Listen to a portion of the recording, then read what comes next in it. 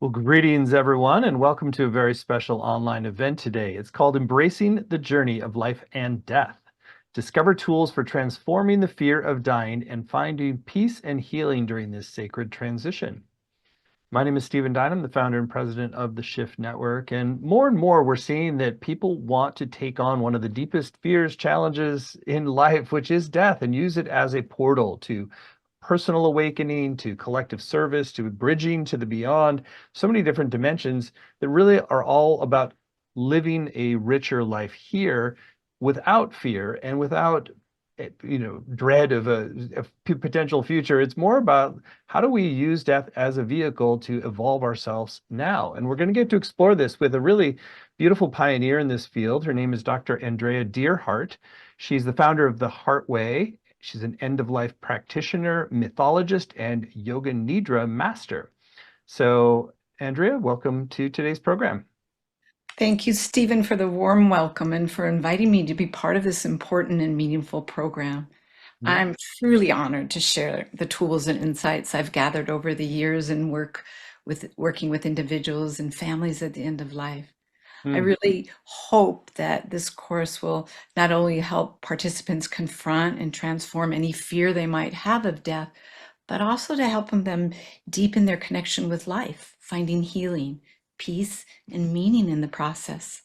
The sacred transition of dying is something that affects us all. There's no escape.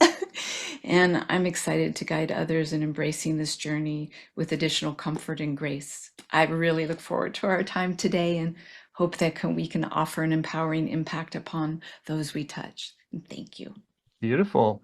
Well, the program that Andrea just mentioned is called Embracing Death, Dying and Beyond. We're going to share more about that towards the end of the hour, but it's really a unique opportunity to dive into this work and experience the transformational benefits in your life. So, Andrea, let's begin our time together here with a little bit about your personal backstory, since most people don't necessarily start off thinking a focus on death is going to be their life's work and mission. So, what brought you to this work? You're correct on that. It was quite the opposite for me, Stephen, that drove me here. My journey into becoming that end of life practitioner, that death doula teacher, and the evolving yogi always began so many years ago, deeply rooted in my personal experience and a longing to understand the meaning of life and death. From a tender age of 7, I was haunted by an intense fear of death.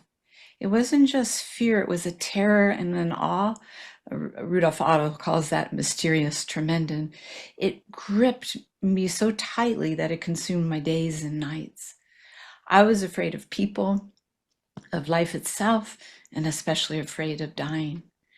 Growing up, death seemed to hover everywhere. Many family members were dying around me from heart disease and cancer, but I wasn't allowed to witness their suffering, visit them in the hospital, or attend their funerals. Instead of bringing clarity and closure, this avoidance intensified my fears. I felt suffocated by the unknown, convinced that the world was a frightening place where illness and death were insurmountable, really terrifying forces in my life. As I grew older, the fear only deepened. It morphed into a low-grade physical and emotional anxiety that became a constant undercurrent in my life. I did everything in my power to stay safe, to shield myself from the touch of death. Back then, death was even more of a taboo subject as it is today. No one spoke about it, making it very easy for me to hide my fears. But the silence only made my fear stronger. These early experiences set me on a quest to explore the spiritual, emotional, and practical dimensions of death. I knew that I had to confront it, not as an abstract concept, but as a fundamental part of life that we all must face. I sensed even then that my peace would only come once I embraced death rather than running from it. But frankly, for years, death stole the breath of life from me. It wasn't until my mid-20s that I took the plunge, deciding to face my fear head on. In 1987, I began working as a hospice volunteer, a decision driven by my death anxiety. I was truly terrified, but something in me knew that it was the only way through. My very first patient died in my arms. In that moment, something unexpected happens. My fear evaporated as she took her final breath. It wasn't scary. I wasn't scared. There was no terror or drama. She passed gently after much suffering. It was in that sacred moment that I realized death was not at all what I had imagined. I kind of felt like I was home for the first time in my life. Hmm. This was the moment I found my path. Death, which I had feared for so long, Stephen, became my teacher, offering me peace, insight, and the grounding I'd been seeking in every moment. It was the beginning of a journey that I still walk today. So for about 38 years now, I've had the immense honor of companioning hundreds and hundreds, I don't count, of individuals through their end-of-life transitions. Became a hospice social worker, an end-of-life practitioner, an educator, death doula. And I've studied how the different cultures approach death, drawing from mythology, spiritual traditions, and ancient wisdom. This passion of understanding death and its many rituals led me to the field of thanatology, which is the study of death, dying, and bereavement. Every encounter with death, every individual I support has deepened my own connection to life. Death has taught me gratitude and presence, and it's through this lens I'm here today. It's through this lens that I teach. I guide others in developing the peaceful relationship with mortality, teaching others how to support others at the end of life, showing them how to embrace life and accept its impermanence. You know, something interesting happened in the mid-90s. I witnessed the medicalization of death as managed care systems began to strip the process of soul and heart out of our medical systems. I was deeply saddened. I felt called to create a space where the dying could be supported, not just physically, but emotionally, spiritually, compassionately, with full presence, heart, and truth. This led to the founding of the nonprofit. And our focus is heart-centered, compassionate care to individuals at the end of life, bringing back sanctity, rituals, honor, and most important, love. Hmm. So today I continue to teach, to study, and to serve, drawing on all these wisdoms I've gained through the many years of experience and study. I want to share my deepest hope, if I could, is that I want to help support a world that can create a space where no one has to die alone if they don't want, or in pain, or without love. A world where death is embraced as a sacred part of life, and where we live fully because we no longer fear its end. And I would be remiss if I didn't thank all my clients who have died in my arms, that have been my greatest teachers. It is through their courage and grace that I have learned how to live, how to love, and how to die. And for that, I'm forever grateful. Thank you, Stephen. Yeah, well, I really appreciate the tenderness and vulnerability in that sharing of your story. And I didn't know like you'd had such intense fears that then you led into such a profound service with literally hundreds of people shepherding that transition and teaching others how to do the same. Well, it's really clear just from the way you talk about it, how transformational this shift of perspective and really leaning in and embracing a compassionate, related way of dealing with death is. Maybe you can start with sharing a little bit more about, the core of your teaching. Like what are the shifts that each of us needs to make in terms of our relationship with dying so that we can really open to this tender, beautiful way of working with it? I'd be happy to, Stephen. You know, that's what the work is. And I'm my own test market because I witnessed how facing my fears opened up my life completely. And through my teachings here, is to hopefully lay that foundation for people to move from fear, trepidation, and limitations towards a liberated, empowered, and peaceful approach to life and death. Each of us heal uniquely. I always say there's 8.5 billion people in the world and 8.5 different ways to live and that many ways to die. And how we heal may be unique in each and every one of us, and there's a common thread. I think there's several key points to talk about. And one of the things that I want to share is how studying and connecting with cultures, beliefs in death, dying, and beyond contribute to relieving our feelings of grief, anxiety, and or a sense of being stuck. By examining the diverse ways humanity has ritualized and understood death, we can definitely deeper an appreciation for these variety and variations of perspectives, offering us a more expansive content for our own beliefs.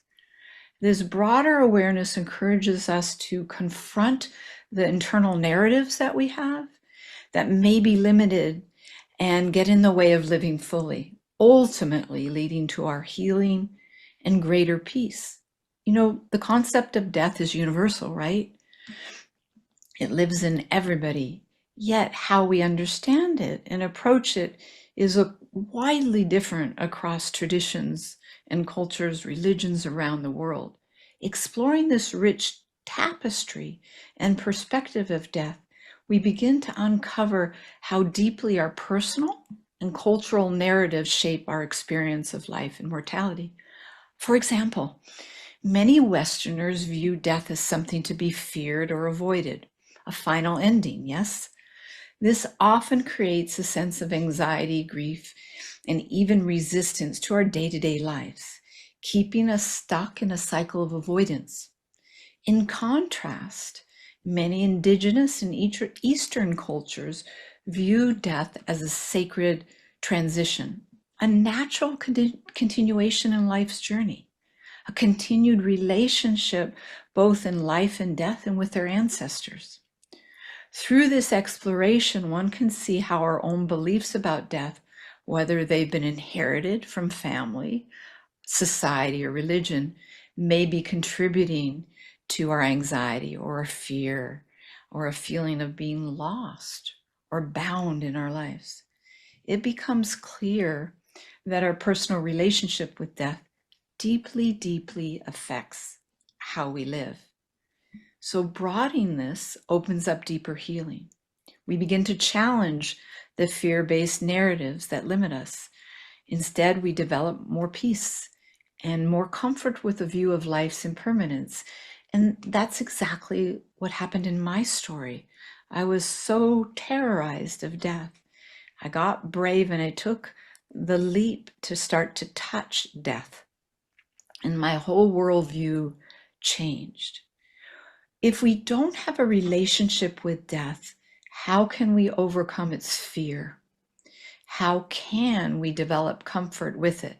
I think about things that I've done for the first time in my life. You know, the fear entering a large presentation in a new audience, the fear of getting on that bicycle for the first time, the fears we have of the unknown. And once we touch it, it's kind of like the pink elephant in the room, right?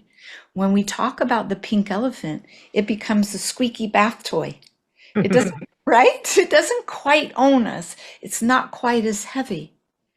This is so true in my life. When I speak to that which is unspeakable or I'm fearing, the energy and the oomph of it, the impact far lessens.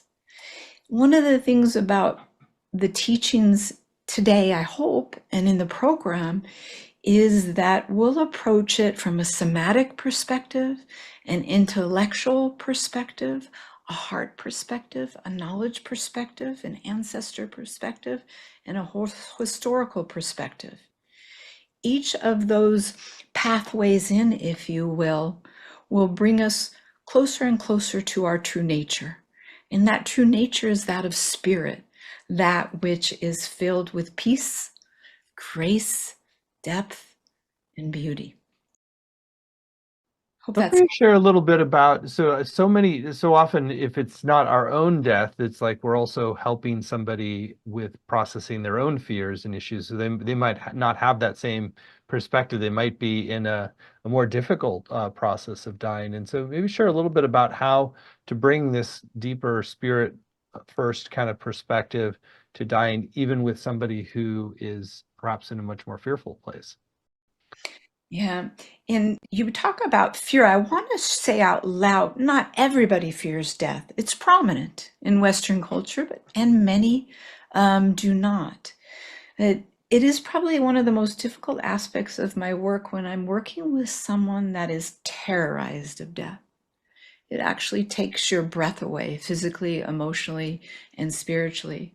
So, for those of us that are working with people that are extremely fearful of death or have a loved one that are fearful of death in their near, I have found over the years the greatest gift we can bring to this person is our presence, our full presence, physically, emotionally, and spiritually, allowing them the space to talk about it, to have the tears, to be with the energetic movement through them. You see, most people don't want to talk about death. Most people don't want to create the space for it, and nobody's talking about it. I can remember a client I walked into, and I walked in the door, and she said, "I've been waiting for you." And I said, "Oh, how lovely. How can I be here for you?" And she said, "Nobody wants to talk about death, and I know you do." She had some fear. She wanted to talk about it. And I said, "I've been waiting for you because nobody wants to talk about death with me either." So, being present is the greatest gift. So emotions are energy, right? And when they're trapped inside of us, they create that anxiety and that tension. And that moment we have the ability to let it go, the impact shifts in our ability to be with it. We also can talk about so many tools that help with fear of death, not only the conversation, but practices like breath work, like yoga nidra, which I know we'll talk a little bit more about later, meditation, journal writing. There's many tools that can help us reduce the impact of that fear. And I think the most important and number one first is to have the space to be able to express it and be with it. We run from it often, and then that anxiety builds and builds and builds.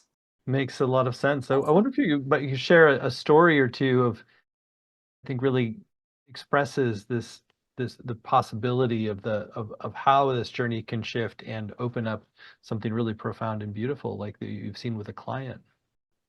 Oh, yeah. And there are many, but I'm going to go with the one that just popped in my heart because it involves yoga nidra. It was a beautiful woman I worked with a few years ago, and she had end-stage lymphoma. And she was a woman in her 80s, and she lived in Laguna Beach, California.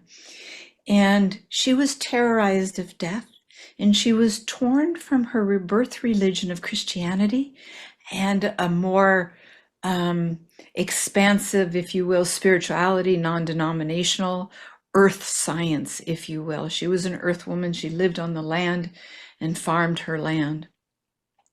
I worked with her for a total of 2.5 years, and she reached out to me because of her terror of death, and she wanted to stop treatment. She didn't want to continue her chemotherapy, and she wanted to move into a more integrative approach. So I worked with her for quite a bit, establishing trust, working on breath, sharing her heart, lots of tears, expressing her fear, little by little, releasing the angst of that. And then I was ready to introduce to her the practice of yoga nidra, a practice of a guided conscious relaxation, a guided meditation to help someone transcend fears and many other benefits we'll talk about. And so I had her lying down, and I was right next to her, guiding her on this journey. And about 10 minutes in, she shot straight up and sat in the bed and said, "I can't do this." And I said, okay, then no problem whatsoever. I gently lied her back down. We did some breathing and she shared more of what was going on through her. This is too quiet. This is too still. All these horrific thoughts are coming up. I can't do this. So I said, of course, there's no problem. And over the course of several months, little by little, introduced little pieces of it. We dealt with the fears that were coming up. We talked about it and we expanded the practice. Then one night, I came over late at night. I call it tuck-in service when my clients want an evening connection. At night, a lot of our fears are darker in the darkness of the night. And we did a yoga nidra practice. She went all through the practice. And at the end of the practice, she looked very peaceful. But I said to her, would you like to stay resting? Would you like to engage? She said, I'm going to continue in this space. I kissed her on the forehead and went home. I came back in the morning. And this is what she shared with me. She said, for the first time in my life, if in this moment death would have taken me, it would have been okay. I had no more fear. I was peaceful. I was floating. I was connected. And of course, she couldn't really explain what the feeling like, but it was just, she was home. And I think that's what death can be for us too. From that moment on, she died several months later. That fear didn't grip her. It didn't take her breath. She was ready for death when it approached. And it also, and this is really important, I think, Stephen, to this work is like, why should we do this work, right? Why should we face these fears? It also inspired her life. She was able to finish what she needed to do, what she felt was important to her in her life, closure with her family. She was able to put all her documentation in place for her family so that when she died, everything was in order. She wrote love letters to her children and grandchildren, so they had another piece of her heart when they left. And when it was her time to die, she was ready. And that's my greatest wish, is that we live life to its fullest. And when this fine life is ready to transition to the next great adventure, we get to do it welcoming it. You know, a little tidbit is the Tibetans practice everyday dying. Why? So that when death comes, they're ready. They can welcome it and they can be present to it, as you can imagine the beautiful Tibetan teachings are. You'd kind of mentioned before that you'd made a more cross-cultural study of this. I wonder if you could share a little bit more about other cultural practices like the Tibetans that really have a much more embracing perspective. Absolutely. And a sneak preview to one of our modules is that, so what I find so helpful and fascinating that's not so acculturated in our Western culture, especially in the United States, that many cultures have a deep relationship with their ancestors. I'm going to talk about one holiday that's coming up, Dias de los Muertos, on November 2nd, the Day of the Dead. And this is in our beautiful Mexican, Hispanic, and Latino cultures, is that in their homes all year long, they have what's called an ofrenda. And they built an altar, and we're going to do some altar building in our course as well. They have an altar with their ancestors, and every day, and especially when they're in need of advice, they go and talk to the ancestors. They have a relationship with them. They feed them. They bring them flowers and food, and sometimes spirits, and develop an ongoing relationship as if they hadn't died. Yes, their physical presence isn't there, but they have become their advisors and confidants. Not only do the dead support their life, they support the dead by feeding them with narratives and stories and love. And there's this reciprocity that gives one the continuation of life.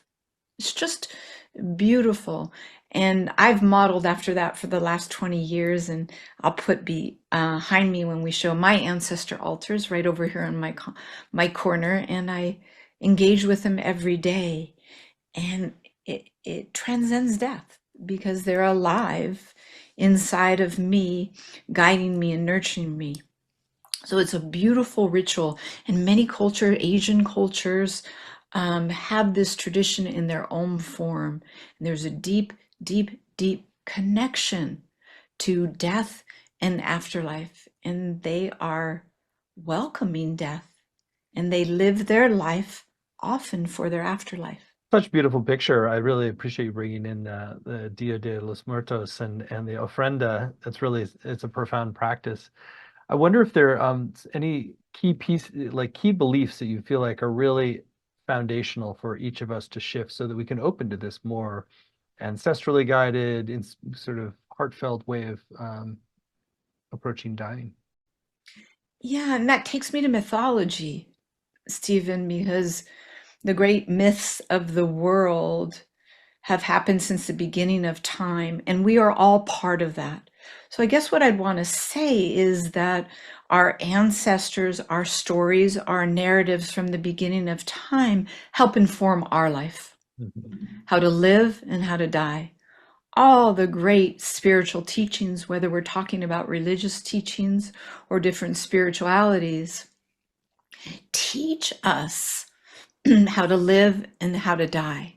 So what are some like take homes about this is I love the expression, well, why reinvent the wheel if it's already been created, right? We already have a wheel. So we have a foundation to learn from. Everything we're going through in our life, gazillion, that's one of my favorite words, gazillions of others have gone through this, and we can learn from them. We don't have to start all over. So the teachings help us expand and get out of a narrow viewpoint. And that provides peace. That also provides connection. And that connection brings profound comfort, grounding, and peace. So I think that's a take home here in learning from our ancestors and mythology, is how we are already grounded in it. Bringing that into consciousness informs our life, and love. We're already home, in other words. So another way of expanding our consciousness is just this, Stephen. We're in conversations about it. We're talking about it. We're thinking about it. We're reading about it. We're incorporating it into our life. That alone expands it. When we're not running from our fears and we're running towards it, it's automatically an opening. Each of us learn differently. Each of us have a mind, a body, a spirit, and a consciousness. We're wired in certain ways. We come in this world with a karmic journey. We create karma in our journey, and we have tendencies. The beauty from science is we've learned that we can rewire, right? We know we can rewire our genetics now. So look at this as a rewiring. Look at this as an expansive wiring of our being. So we absolutely can overcome. Yoga Nidra, in fact, is one of those rewiring paths, creating neural plasticity. So there are many tools that we can bring in to expand our consciousness. When we expand our consciousness, we get closer and closer to death consciousness. Death consciousness is simply an expanded consciousness, that beyond the material. And I know many teachers through the Shift Network have taught so much about energy healing, about spirituality, and the space of consciousness that is beyond ego consciousness. And in many cultures, that's what death is setting the soul free to live in its glory. Mm, I love that, setting the soul free to live in its glory. Beautiful. Well, you're quite a poet as well with words, but I'd love to shift gears here and move away from just talking about the shift in perspective to really giving people a taste of it through a guided process. And I know you've prepared a visualization for us. I So you want to did. guide us on a little journey to shift our relationship with dying? Oh, thank you. I'm very excited to take you on this 10-minute or so guided meditation. What I'd like to do is guide you through a deep journey of self-reflection, and it's designed to connect you with your life's priorities while contemplating the reality of death.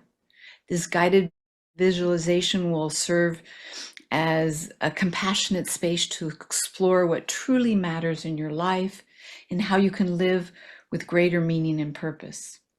The focus of the practice is to help you identify the goals and relationships that bring depth to your existence and equality, and what might help you release into your life with peace and clarity. Okay. This meditation will be a tool for you for your emotional and spiritual healing. Okay. I'm hoping by the end of this meditation, you'll feel more grounded and present with a heightened sense of peace, love, and appreciation for the life you're now living, while being empowered to make decisions that enhance your well-being and foster a peaceful relationship with life and death. Well, I don't know how each of you will experience this exercise. I invite you to go deeper, knowing that you're in a safe place, and this exercise is something that you can return to from any time and leave at any time. So it's a sensitive topic. I want to encourage you to support yourself, be kind. Let the journey unfold. Let the emotions flow, because they will lead you to a deeper wisdom mind. So find a space that you're comfortable in. If you're seated, wiggle into your space. You can lie down if that's available for you, but make sure you find yourself comfortable. And when you're ready, I invite you to gently close your beautiful eyelids and take a moment to connect with your breath, not control it. Just become aware of your breath, the sensations of your breath, the sound of your breath, the movement of your breath.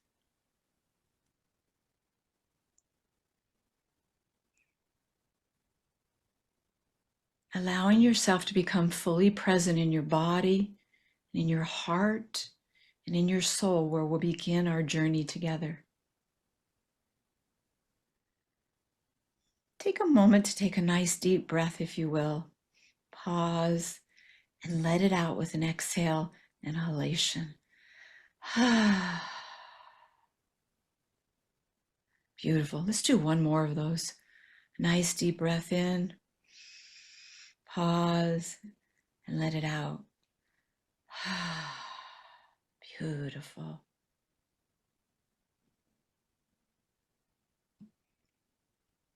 Take one more moment to connect with any sensory impressions in your body, any lightning, any sounds, temperature or texture, and utilize your exhalation to release any areas of holding, control, or tension that you've identified, and let it go.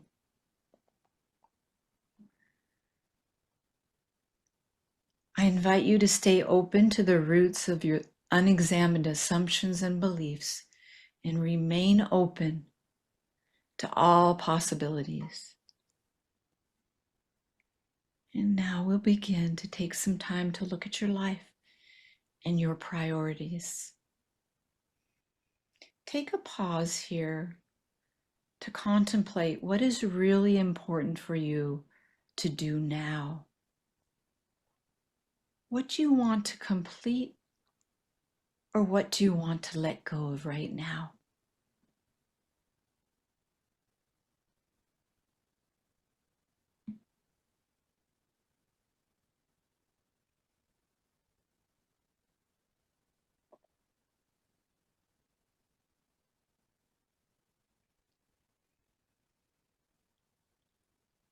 Recalling that we will all die.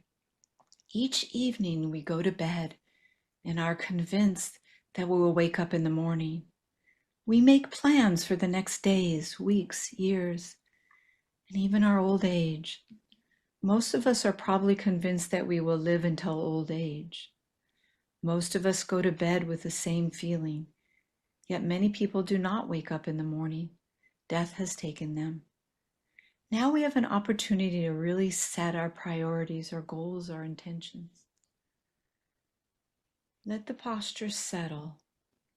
Breathe deeply into your body.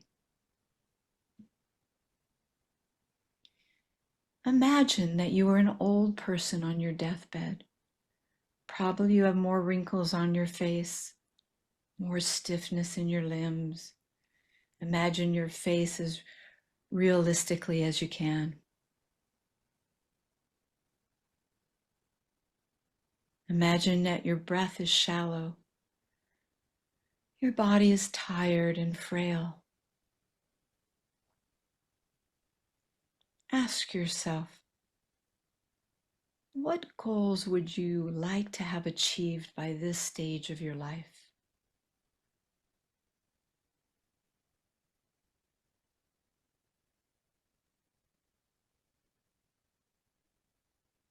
What was most important for you in sustaining your daily life, your work, your relationships, your creativity, your spirit?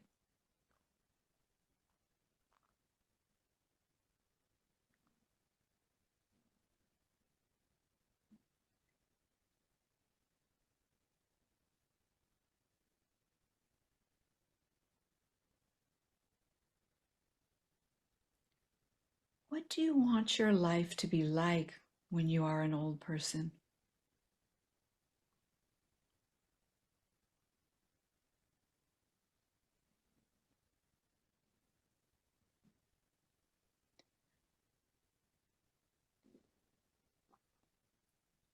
Now ask yourself, what can you do today so that you can be fulfilled at the end of your life?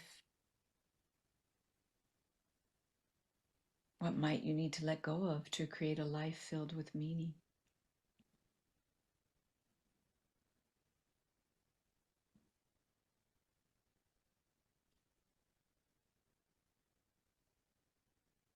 What can you take care of now so that your old age may be a little easier and freer?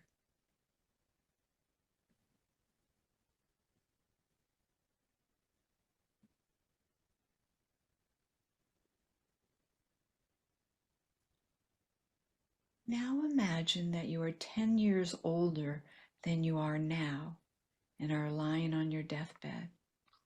How old are you? Who is by your bedside?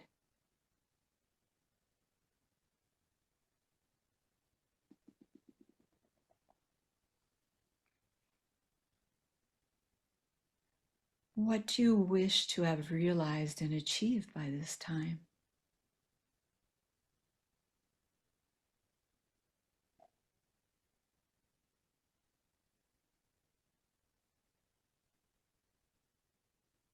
What must you do today to achieve these goals? Is there something you can let go of? Is there something that's not utilizing your time well?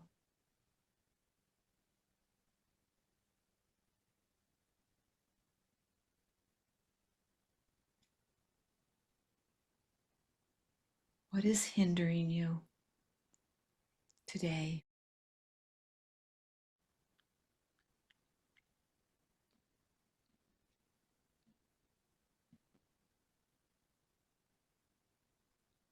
What can you do to support the experience of dying in grace?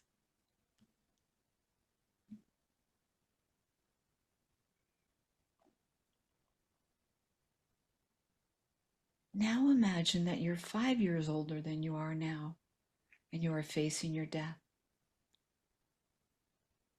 Imagine you are peaceful in your bed and have just a few moments more to live.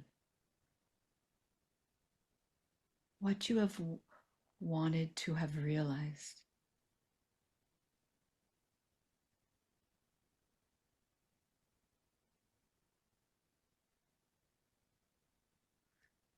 What can you do now to help you strengthen your mind and heart so that you can bring this strength to your dying?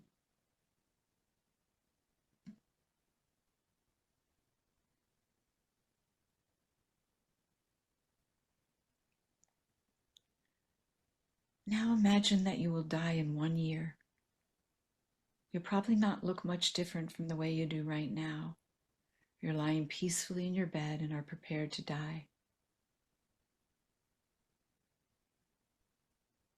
What can you do in this moment to support your peaceful death? What do you want to do different right now with the thought that you will lose your life in a year?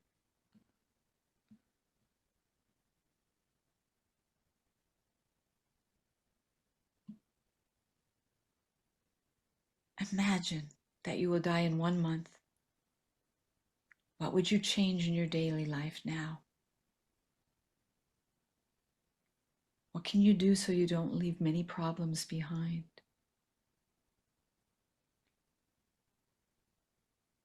What relationships need to be tended to? What can you do to support a peaceful death?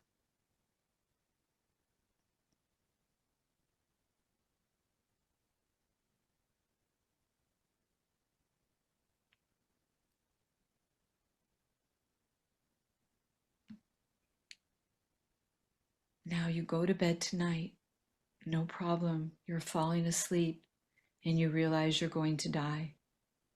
What is the most important thing you can do today in light of this possibility? What's been the biggest gift you have received? Who do you want to share your love for the last time?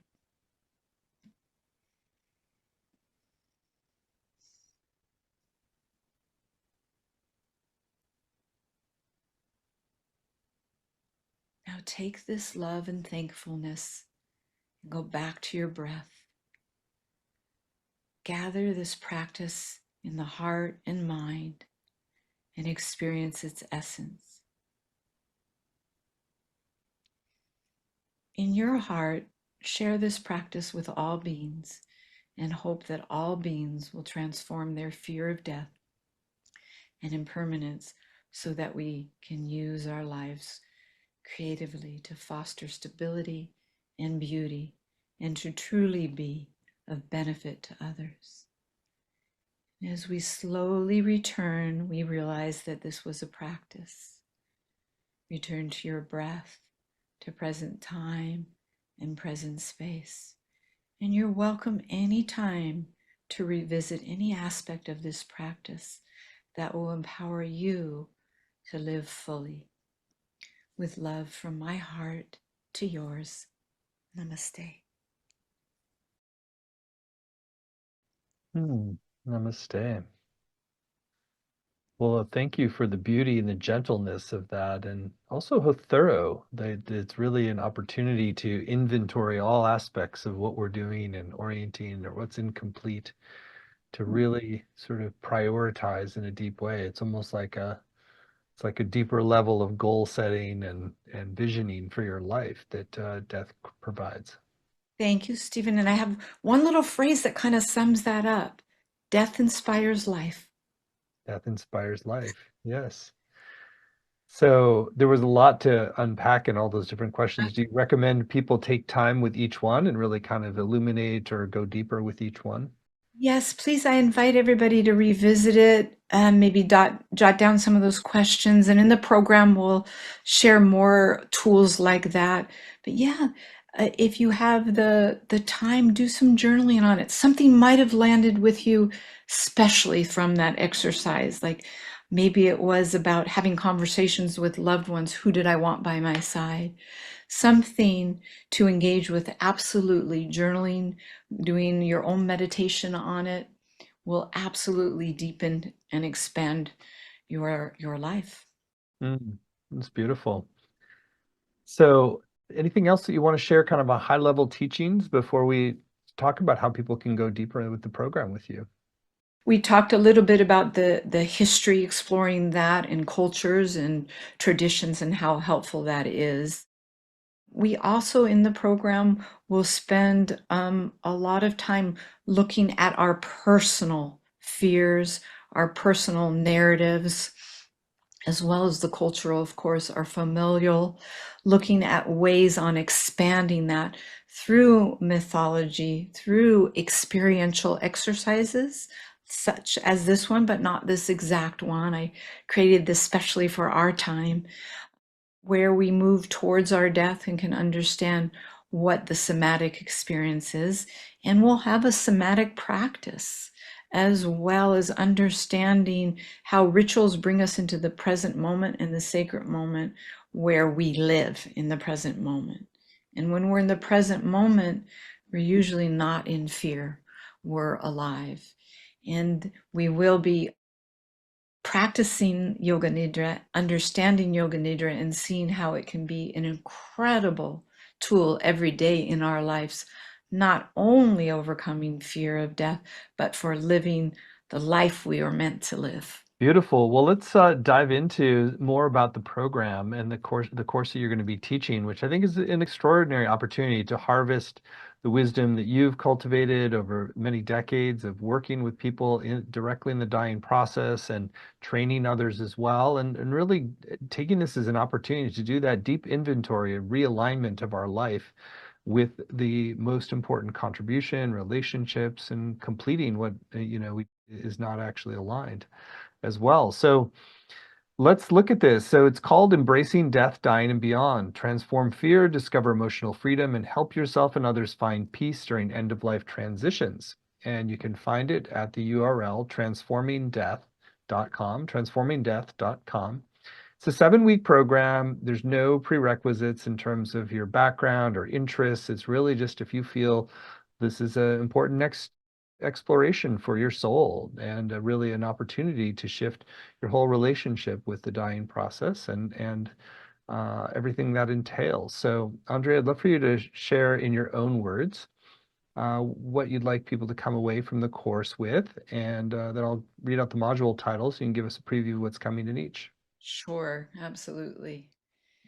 Well, I think my intentions for this program is really to offer individuals an opportunity to take a look within and take a look at their relationship with death and support them in overcoming fears, building a deeper relationship, and inspiring their life by providing tools, historical, cultural practices, rituals, as well as some really solid background on how death, dying, and beyond is engaged with from people all over the world and from the beginning of time. And we'll find ourselves in that. Beautiful intentions. In terms of the modules, we have module 1 begins with examine historical and cultural views on death and dying to better understand your own perspectives about the end of life. Yes, and we'll engage in this question, explore the rich tapestry of beliefs and practices that surrounding death, dying, and afterlife across various cultures and historical perspectives, and help us understand how death is part of life as it's ritualized by many of these cultures. We'll take a peek at our death systems within Western culture. That's what we live inside of and how it informs us, as well as the historical and cultural. We'll look at the modern and historical challenges that have been present in the death systems. We'll look at practical solutions and applications here, and then have an opportunity to personal reflection and develop our sound connection and empathy for ourselves and dying.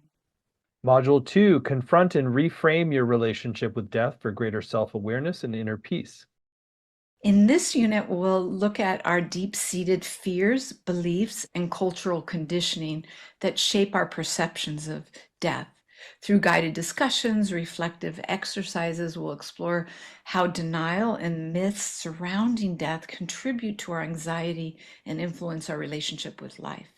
We identify this relationship, these narratives, participants will gain insight on how confronting the knowledge can inspire a more meaningful and authentic life. So we'll focus on increasing awareness.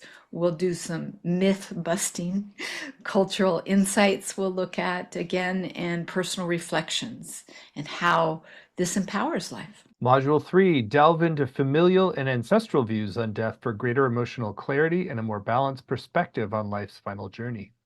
This will be a deep introspective journey and discovery. We'll dive into the complex emotions that arise when confronting death, the somatic experience of it, including fear, grief, anxiety, and how we will explore these emotions to help shape our personal experiences and look at the social influences.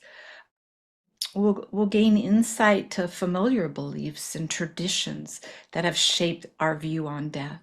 Through the experiential exercise, guided visualizations, you'll engage deeply, not only with the egoic consciousness, with some deeper layers of consciousness that are bound to support us in letting go of that which isn't needed anymore and create a holistic mind body consciousness perspective with it.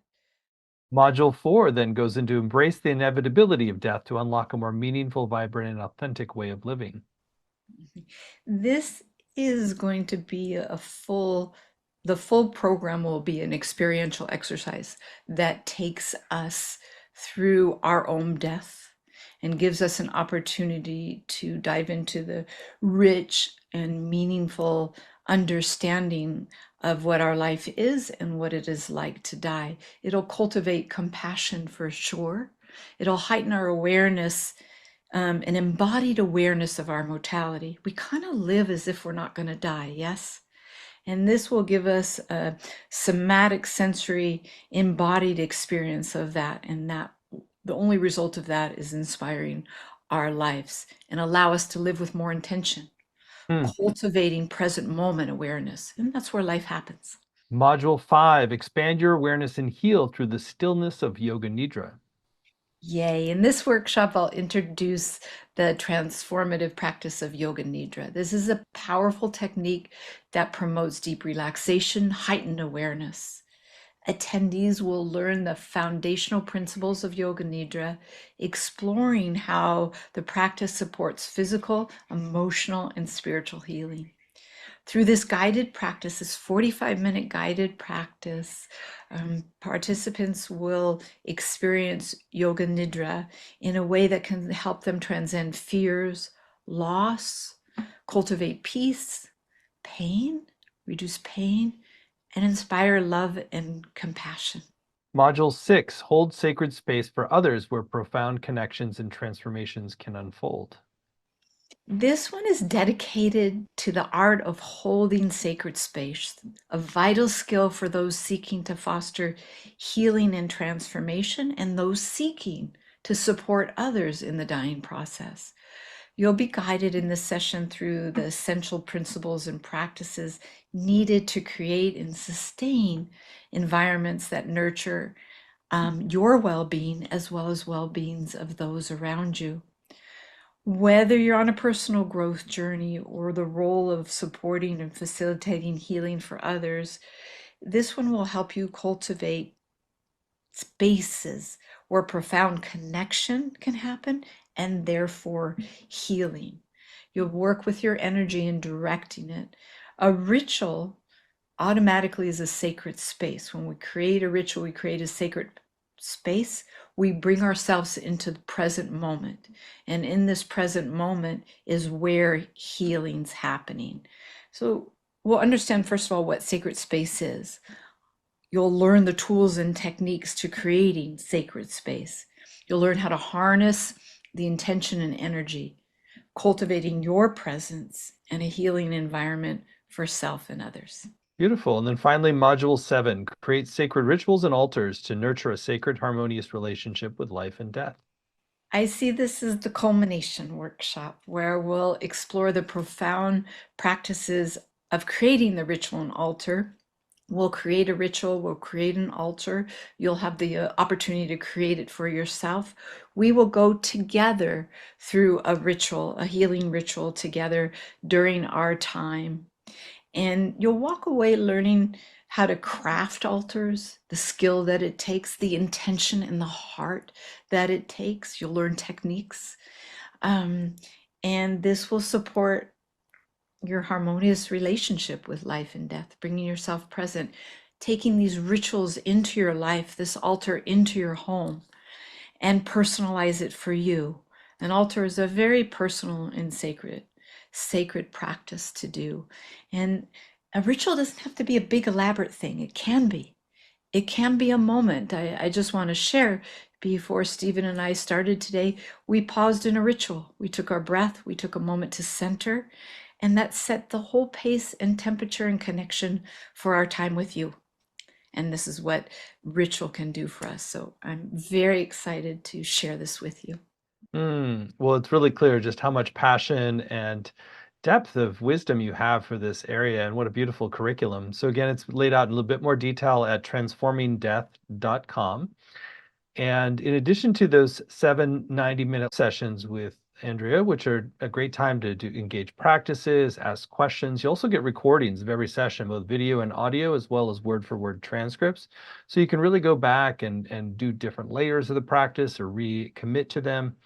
And then you also have weekly exercise for home. There's a Facebook community to support you and deepen your experience, as well as small group time to connect with other participants.